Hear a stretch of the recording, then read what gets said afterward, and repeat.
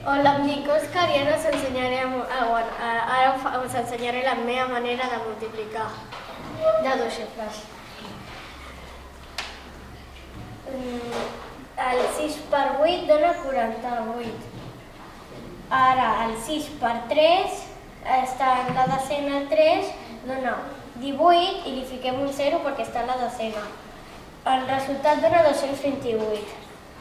El 5 per 8 dona 40, li fiquem un 0 perquè aquest està a la decena.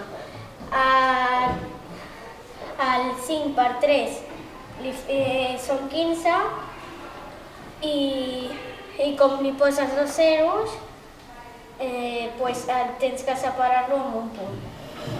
Dona 1.900, el resultat són 2.128. Però d'on surt el 2.128? D'aquests dos. De quins dos? Del 1.900 i del 228. Molt bé, gràcies. Adéu.